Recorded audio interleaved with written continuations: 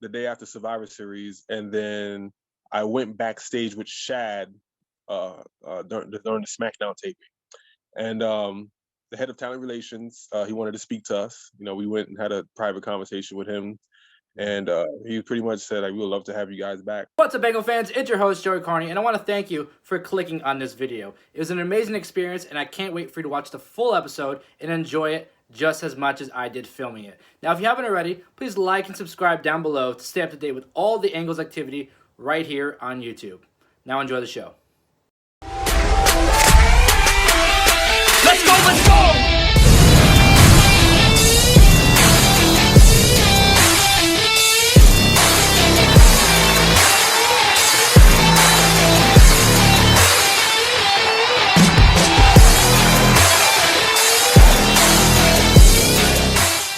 Ladies and gentlemen, welcome back to the Angle Podcast. Today I'm here with a very special guest. You see the face, you know who he is. He's the current VIP Wrestling Heavyweight Champion, JTG, Jay the God. How are you? And welcome to the show. The Angle Podcast. You are not rocking with the God. What's really good? What's really good, Joey? How you doing, man? I appreciate you, like I said, coming on, taking the time to do this. You're a busy guy and hard to track down, so I'm glad that we were able to make this happen. I'm glad to be on the show. It's an honor. Awesome. Appreciate it. And for the fans that are watching and listening right now, who know you from your WWE days, Jay the God, the name, where did that come from? Where did it come from? It was an evolution. JTG will always stick with me, but the name has what it stands for always evolved. When I was in OVW training, and during my training days, developmental days, it stood for Just Too Good. When I got to WWE, it was Just Too Gangster. And now that I am moved on to a different era in my life. I'm controlling my, I don't want to steal EC3's thing, but I'm controlling my narrative. I'm controlling my destiny. So I think having that God mindset is Jay the God was perfect. Awesome. I mean, couldn't ask for a better explanation about that. I mean, Jay the God, it is what it is. How has COVID life been? This last year has been crazy for everybody. It's affected the wrestling world tremendously. How has it affected your training, your daily life, your daily routine, I guess?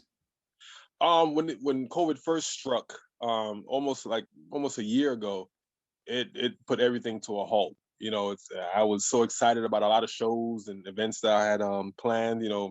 Cryme Tyme was going to Africa, and we've been wanting to go to Africa for so long now. Yeah. And then that got canceled. My training, all the gyms shut down here in California, so I had to go on Amazon and buy some some workout equipment for the backyard. But right now, as things are cooling down, I found a little speakeasy gym, little private gym. So, it's Jay, you can come in, but they're pretty much closed to the public. But I found a gym because that keeps me sane. If I didn't have a gym since the gym's closed down, I would have lost my mind. But COVID life has been good. When everything was shut down, we couldn't leave the house. I invested in a PS4 and that was great. I don't have time to play it now, but during those COVID, during the strict COVID days, yeah, I knocked out a lot of games. Of course. And over the last few years, we've seen, like I said at the beginning, we know the face, we know the name, but the body transformation, man, is just like there's no way to explain it. In your words, what was the mindset behind your body transformation? What really changed for you to say, you know what, I'm going to do this?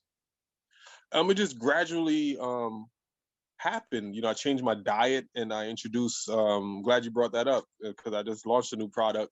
I gradually started introducing different foods to my diet. I noticed like when I would have a big breakfast and try to go to the gym, I'll get like very lethargic and get tired, and I wouldn't be able to lift as heavy and go as hard as I want to. And then after doing a lot of research, like a breakfast smoothie is lighter on the stomach, and your body doesn't take too much energy to digest a smoothie.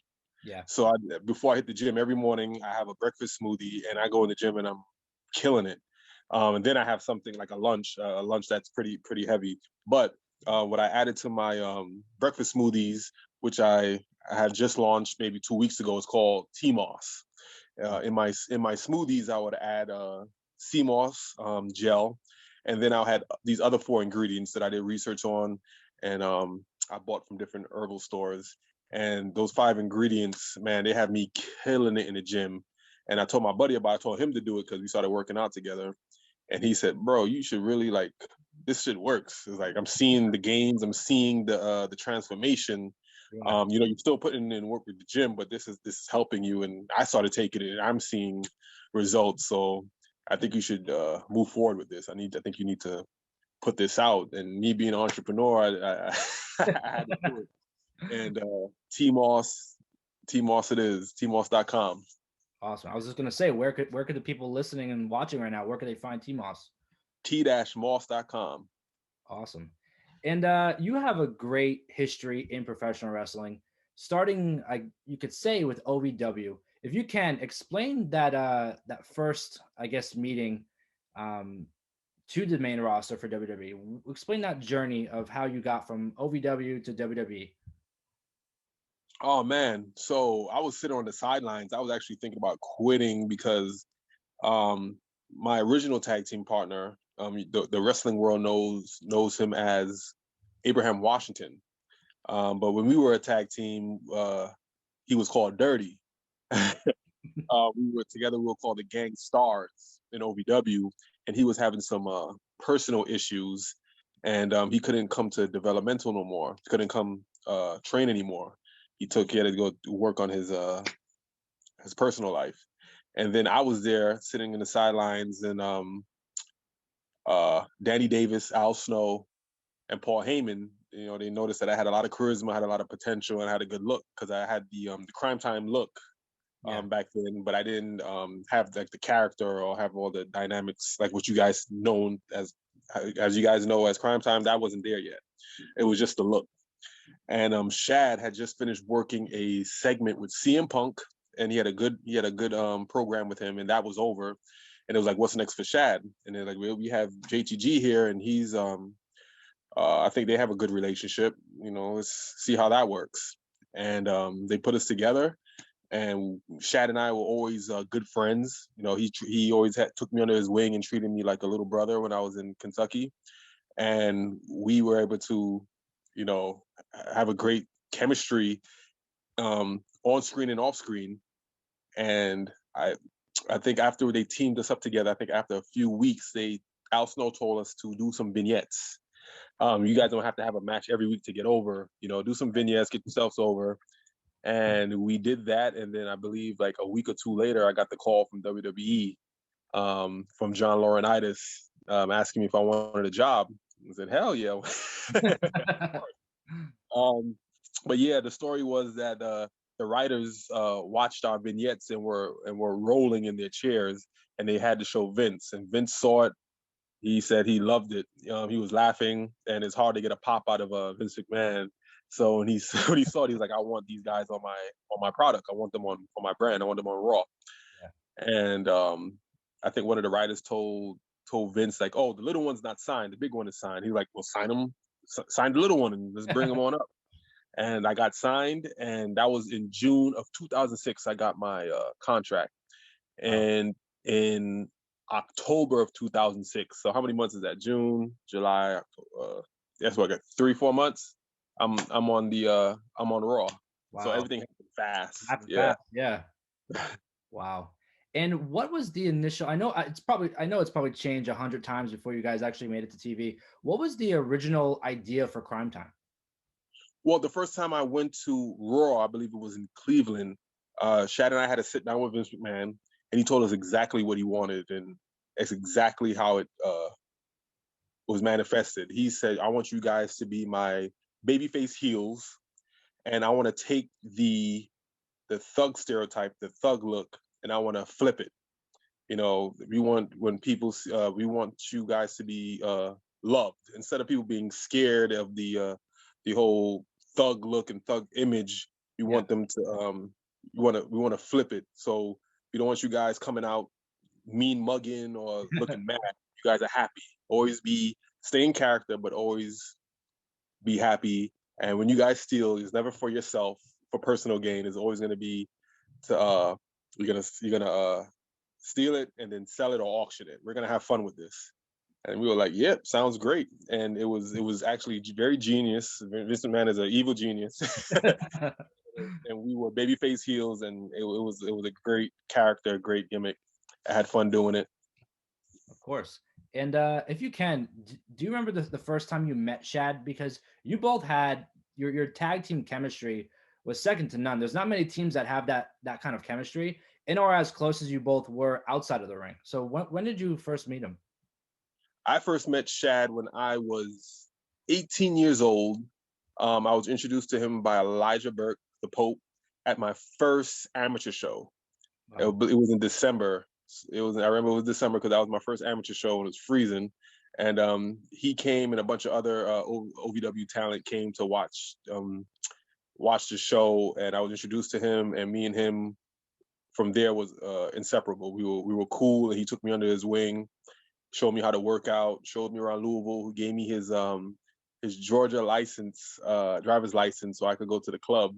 Wow. Because I was 18. I was 18 at the time, and he worked at the club, so he gave me his driver's license so I could, sneak into the. Yeah, help you out. Yeah. And Cryme Tyme did so many cool things in WWE. Either with DX or JBL, Lita, John Cena. What can you say is possibly your most memorable moment during your WWE run with Cryme Tyme? Definitely the JBL destroying the limo in New Orleans. That was amazing. That caught me off guard. And then also working Big Show and Chris Jericho at the Staples Center here in Los Angeles. That was, we didn't win the match, but it was still an amazing career highlight to be in the ring with Chris Jericho and Big Show. Yeah. On SummerSlam. That SummerSlam is a big deal. It's like right underneath WrestleMania. And those feuds were, though I remember those feuds exactly from when they happened. So they were one of my I think probably one of my favorite times during Cryme Tyme's era in WWE. Thank you. What, I guess, I don't know if you get this question a lot, but who came up with the money yeah phrase that went everywhere, went viral everywhere? That was definitely Shad. That was definitely Shad. I remember the first time he said it. We were doing the vignettes, the OVW vignettes, and we did all the vignettes that we did in OVW. We reshot them with WWE's crew with better camera work and a better production. But the one that we did with OVW with our own little camera, we had a gentleman leaving the ATM and we robbed him, and Shad took his I think Shad gave him the big boot, and then Shad robbed him, took the money out of his wallet, and then we just looked at each other. He just started busting out money. Yeah, and I went along with it. I knew I heard this before, but I couldn't remember when. Then he told me, like, how did you come up with the money? Yeah. He's like, you never seen the Players Club? When Bernie Mac, when Luke, I believe it was Luke from Miami. What's his name? You know what I'm talking about? Luke. I remember the scene. I remember the movie, but I don't remember who the character. Okay, Luke was came to the club, and then one of Bernie Mac's jabronis came to the room. He was like, Luke just came to the club, and he was like, oh, and then he smashed the button, and the alarms went off because money was in the house. Yeah. All the strippers came running to the VIP section. He started singing money. Oh, yeah, man. Yeah. So shout out to Bernie Mac for that one. That was one of those phrases that, like, people still hear it today and they're like, Cryme Tyme. I know exactly what that is. Like, it's just one of those iconic, like the yes, like one of those just phrases that everyone will forever remember. But when it does come to Shad, what are your fondest memories? Like, when you think of him daily, what are those memories that come to mind? Oh man, I have so many memories.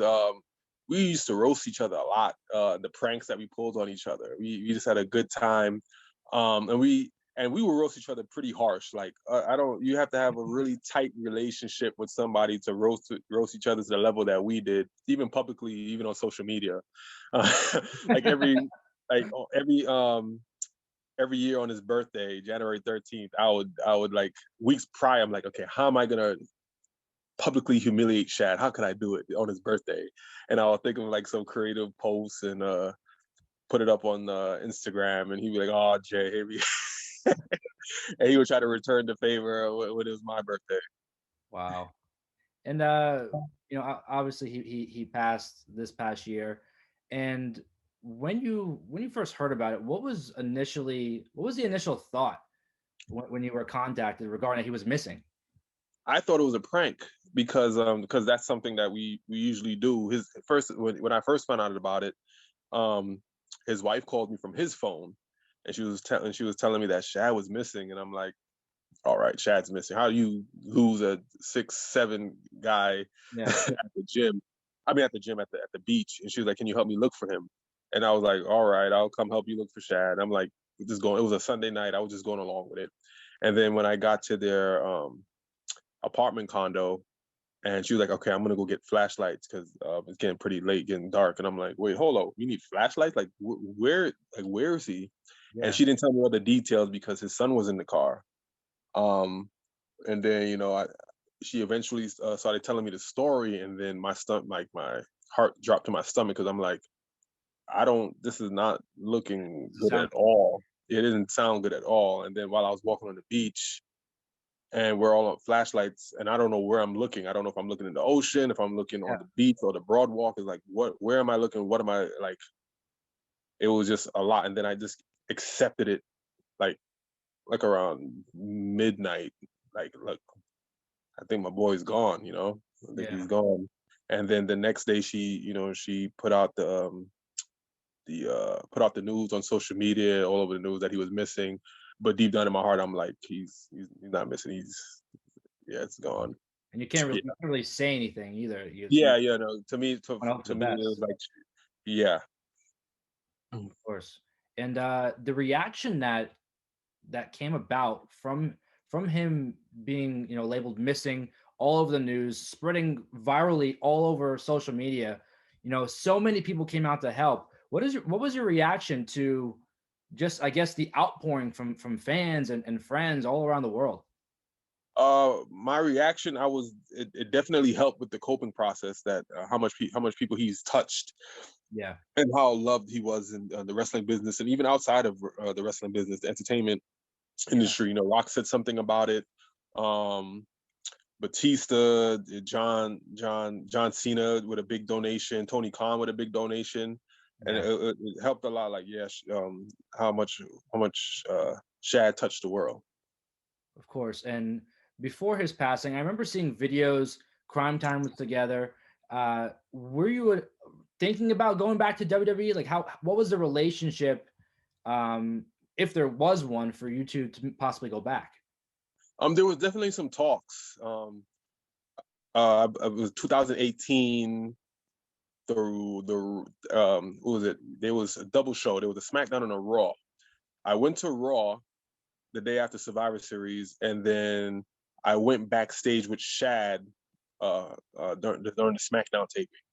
And the head of talent relations, he wanted to speak to us. We went and had a private conversation with him, and he pretty much said, like, "We would love to have you guys back. You guys look great. You guys are staying busy, and the door is always open here at WWE. You guys already know that, and we would love to have you. Let's send us some stuff. Let's talk and see what we could come up with. See if we could get you guys back rolling, get you guys back on the ball." And we were like, "All right, cool." And then we there was some back and forth, but there was never anything got solidified. Nothing really got on paper. Yeah, because I remember back, I don't know if it was 18 or 19. There were reports, I think it was when they did the brand split again, and there were reports that they were bringing back Cryme Tyme, and I was so excited because you don't know, you never know what the reports, if they're true or not, and then you see videos of you guys, online, and it's like, oh, maybe it is happening. So I was always interested to see, like, what was the behind the scenes type feel to that whole thing. But When you guys originally left, was there any reason why you guys left the company? Was it just a release? Well, Shad got released in 2011, I believe, You guys had and split up on TV yeah, before. yeah. He got released we did the split, and then he got released in 2011, and then I was released in 2014. Got it. Yeah. And you go from there to the independent circuit, and eventually you start teaming again with Shad. What was different from the independent circuit Cryme Tyme to what we saw in WWE? Um, what was different? I guess we would, man. What would I say would be different? Um, If there were any differences. no, there was definitely a difference. I just think we changed our look, we tweaked our look just a little bit, our look, and we were definitely a lot more mature. You know, Yeah. we were more now like locker room leaders. We went to our shows at the independent scene. You know, guys will ask us to watch their match, and we'll watch it, give them criticism, help other guys out, give them advice. So yeah, we were more in a locker room leader mode, and very mature, a lot more mature than when we were in WWE. And when you guys were initially split up, what was your reaction? Was it something that you both wanted or didn't want? Was it surprising to you that they were going to split you guys up? No, it wasn't surprising because it was something that we both want. We were both kind of like fed up with seeing tag teams that weren't tag teams. It was actually single wrestlers being put together to create a tag team, getting title shots and winning titles. And here you have Cryme Tyme, a legitimate tag team with a great look, fan favorites. The crowd loves us, and we weren't getting the same opportunities as made up tag teams. Yeah, and for the fans watching and listening right now who are just familiar with you and your time in WWE, what are you up to today? I know that there's titles and there's different business ventures. So what's going on with Jay the God today? The guy, he's staying very busy on the independent scene, and I'm loving every second of it. I'm just enjoying it and just basking in the moment, because of the freedom and how much I'm stealing the show at these shows. Yeah. I've been main eventing the last couple of shows that I've been at, and I'm actually, those are some big shoes to fill, but I'm busting my toes are busting out the shoes. I'm definitely filling them up, and staying busy with my business ventures. I just told you guys about Team Awesome. It's only been out for 2 weeks, and we're selling out, and everything that's doing great. Um, Also have the beard care. If anybody wants a sexy as hell beard, go to sahbeardcare.com. I use my products every day, and you can see how thick and full and sexy my beard is. Of course. sahbeardcare.com. Then I also have my bicep book, my bicep ebook. So anybody who's looking to grow some 21-inch arms, they could go to Amazon and type in the newbie's guide to big biceps. It's a 6-week routine that I put the readers through a great workout regimen for those 6 weeks, and I give them a formula for when they go to the gym, and they can use that formula for, you can get the book now, and then the knowledge that you get, you can use it for a lifetime. Awesome, man.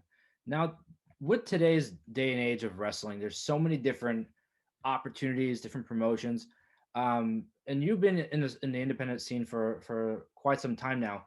Is there any interest to go to an AEW or an Impact or WWE again? I What is mean, oh, there's definitely interest. If it makes sense financially, yeah, I'm open to AEW. I'm open to WWE. I'm open to ROH. I'm even open to NWA. I'll throw Impact in there, but it just got to make sense to me financially, and and I want to have fun. When I first started in WWE, it was fun. It was paying me to have fun doing yeah. the Cryme Tyme gimmick, and then after a few years, and then going there became work. But there was some moments in between where it was fun, and wrestling to me is fun. It's my passion. I fell back in love with it. So if they come to me with a great any company come to me with a great idea, and and my intuition tells me that it's not going to be work, and it makes sense financially, I'm gonna sign on the dotted line. Of course, and for whatever happens, I think everybody's just ready to see something because they're fans of you, man. They're waiting for something. When you were, I keep jumping back to WWE, but when you were in WWE with Cryme Tyme and Shad, the auction that you guys had, I've heard so many stories over the years. You guys kept the money, you didn't keep the money, the items that you guys sold. What was the I guess the idea behind it, and are those true that you guys kept the money? Oh, absolutely, we kept the money. Yeah. Sometimes when we got backstage and Shad, he's always just a shower. He start counting the money, like, ooh, we made $800 tonight. And then like one of the agents or the writers would be like, all right, you got to give that up because we got to give it. Like Shad, and then we would have to be like, no, we're not giving this up. This is we worked hard something for doing the work. Yeah. Wow, that's amazing. Yeah, so we kept the money. Yeah. Awesome. So there was a video last year, or I think it was 2 years ago actually. Kofi Kingston wins the WWE Championship, WrestleMania, big moment, KofiMania. There's a video of Shad and MVP watching, and they shed tears of joy. And this week we see Bobby Lashley win the WWE Championship. MVP is front and center with him right in the ring. What was your reaction to that happening? That definitely caught me off guard. Because I catch everything on social media. Yeah. So as I was swiping through it and I saw that, I was like, wow, Bobby Lashley is the WWE champion. And then I saw the picture with all the Hurt Business members, MVP sitting in a chair with his cane, and you had Bobby Lashley and you had Shelton Benjamin and Alexander. I'm like, wow. And I'm like, in the back of my head, I was like, man, do I want to be a part of this? This looks pretty dope. I could. They need an That's gonna be like an iconic picture. I'm telling you. Yeah, they need an IC champion or a US United States champion. I could definitely fill that role. Make sure make the picture complete. Of course. And from the moment I just said with MVP and Shad, what do you think would be Shad's reaction, knowing him so well, being able to see that if he was here? What do you think he would think of that? He would have definitely been proud of Bobby. Him and Bobby, we all had a great relationship, and he'd have been so proud to see MVP back. Yeah, he would have been definitely proud. Him and Shelton was really cool. Everybody in that group, we're all pretty close, and we all keep in contact. So yeah, he'd have been very happy and proud. Of course, I remember when Shelton won his recent tag team title. His first instinct was to go and Shad family, yeah, which is pretty cool to see, and it's really cool to see like the backstage, the outside of wrestling relationships. Mm-hmm. Seeing everybody when Shad went missing, seeing everybody on the beach, that in the group photos, just seeing everybody together. For Shad and even after Shad, just coming together for title victories and things like that with Bobby, for example. It's really cool to see. I think the fans appreciate it, and they appreciate like the wrestlers behind that as well. So that's really cool to see. So for the fans and everybody listening and watching, where can they find you on social media if they want to hear more from Jay the God? Oh, you can find me on Instagram at JTG 121084. On Twitter, it's JTG 1284. And and then check out my products that I have on sale. You could go to t-moss.com if you're trying to get your weight up. If your testosterone's low, if your libido's low, if even if it's a great immune booster too. We have other products besides the testosterone boosting sea moss. There's black seed oil infused sea moss. The gummies are sold out right now, so that was a hit. So yeah, check out t-moss.com. And again, if you want a sexy as hell beard, beardkid.com. And if you trying to get those 21-inch biceps, the Newbie's Guide to Big Biceps, the ebook is on Amazon. You gotta be careful with those, man. You might hurt somebody. No, I'm trying not to. It's hard.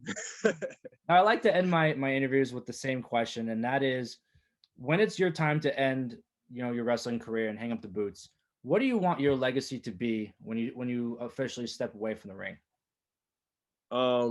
That Jay the God, he busted his ass where he is today. and he deserves everything that's coming to him. If that's the Hall of Fame, if it's one of the best to ever do it. I want people to know that it didn't happen overnight, that I bust my ass, and I definitely deserve it. Of course, man. And all the fans, all of your fans who know you, you know, from your OVW days, your WWE days, all the way to now, they appreciate the work. And I speak I'm speaking for them. They appreciate the work and everything that you've done for the business and you keep doing for the business. So thank you for that. And I thank you for the time to come on and talk. I know you're a busy guy. You got a lot of things going on. So I appreciate your time to come on. Well, thank you for having me, man. You have a good one. Awesome, man. I appreciate it. Let's go, let's go!